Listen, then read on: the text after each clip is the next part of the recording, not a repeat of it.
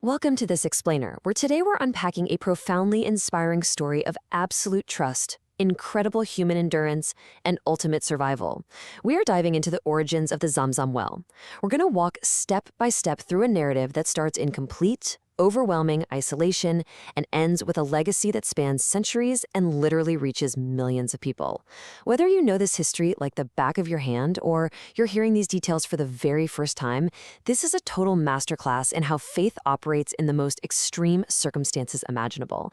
It's a story designed to inspire. So let's just get right into it. To truly wrap our heads around the gravity of this story, we have to start with a pretty intense question. What do you do when the water runs out? I want you to strip away all our modern conveniences for a second.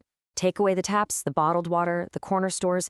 Imagine being in an environment where your resources aren't just running low, but they are completely 100% depleted, and there is no visible solution anywhere on the horizon. How would you react? Would panic set in? Would despair completely take over?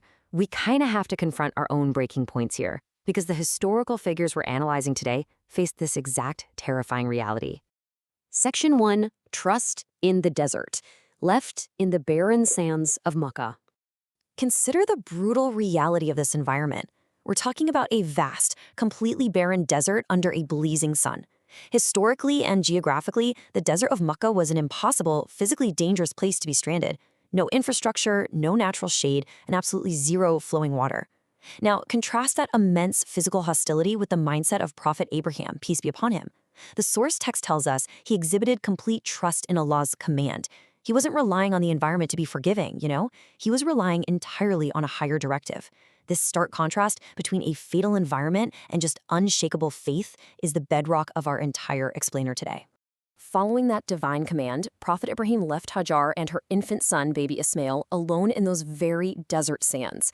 Let's just pause and really internalize the intense vulnerability here. We aren't just talking about a solitary adult navigating a harsh landscape. We're talking about a mother and a totally helpless infant. The blazing sun beating down, the vast empty horizon stretching out in every single direction. The sheer courage required by Hajar to accept the situation, relying entirely on the trust that they would not be abandoned by their creator, is just an awe-inspiring level of psychological and spiritual fortitude. Section 2, The Search for Survival, a Mother's Desperate Quest. And here is where the tension hits its absolute peak. The water runs out, the supplies vanish, and immediately the most heart-wrenching consequence happens. Baby Ismail cries from thirst. The source material highlights this critical moment of absolute desperation. Hajar is now forced into action. She looks around anxiously, the sound of her crying infant driving her every move. But she doesn't just sit and wait for the end, right? The text notes she desperately begins to search for help. This is exactly where faith meets action. Notice this number, 7. This isn't just some random digit. It represents a staggering amount of relentless physical exertion. In her frantic search for rescue, Hajar didn't just look around. She ran. Specifically, the source details that she ran back and forth between two hills, the hills of Safa and Marwah. And she didn't just do it once or twice. She ran between these desert hills 7 times. In the blazing heat, physically depleted, driven by the cries of her child, this number 7 stands as a monumental testament to a mother's endurance and her absolute refusal to give up. Let's analyze her state of being during those 7 runs. On one hand, you have frantic, overwhelming physical exhaustion. Your body is giving out, your throat is completely parched, your muscles are just screaming. That is the physical reality of running between Safa and Marwah in the desert heat. But despite that harsh physical reality, she maintained unwavering hope and faith. The source explicitly points out that through all of this, her faith and trust in Allah remained incredibly strong. She outright refused to let despair win. This perfectly illustrates that true faith doesn't mean you don't struggle. It means you keep moving, you keep striving, even when you are running on literal empty. Section 3. The Blessed Spring Emerges.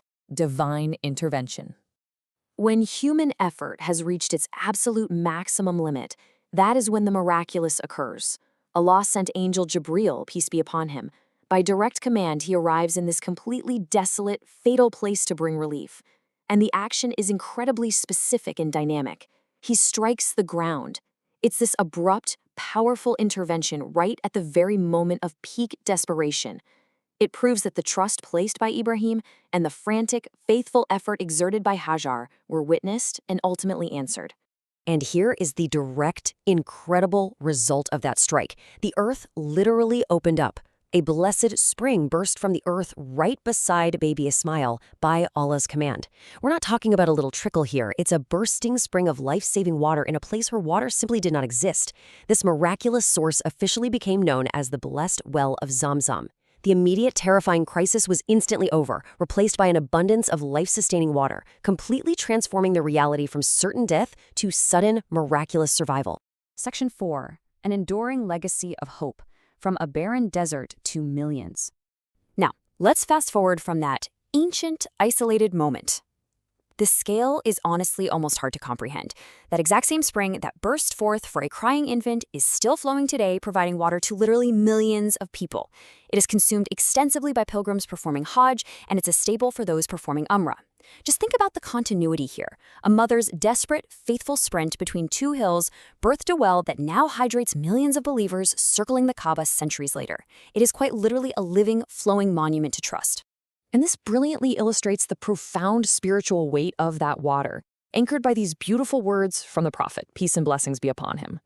The quote reads, "The water of Zamzam is for whatever it is drunk for." This elevating statement transforms Zamzam from just physical hydration into a deeply spiritual tool. It implies that the water carries the intention of the person drinking it, whether they're drinking it for healing, for nourishment, or for spiritual strength. It reminds us that the miraculous nature of Zamzam didn't end with Hajar and Ismail. It continues for every single person who drinks it with intention today. So, what is the crucial point, the ultimate takeaway from this entire narrative? It's this: never lose hope. Allah always provides for those who completely trust him. This is the core universal truth we absolutely have to distill from the source material. You see, the story of Zamzam isn't just some incredible historical event. It is a framework for how to live. It teaches us that when you are in your most barren moments, when your resources are entirely gone and you feel utterly alone, that is precisely the time to lean into your faith. Action combined with absolute trust is an unstoppable force. I want to conclude this explainer by leaving you with a thought to reflect upon in your own life's challenges. When you face your own barren desert, whatever that might look like in your career, your health, your personal life, will you keep running and will you keep trusting? We all have moments where our metaphorical water runs out, but the legacy of Zamzam asks us to remember Hajar, to remember that the strike of relief might be just one single step away, provided we never ever give up hope. Thank you for joining me on this explainer, and I hope this incredible legacy of faith continues to inspire you in your own journey.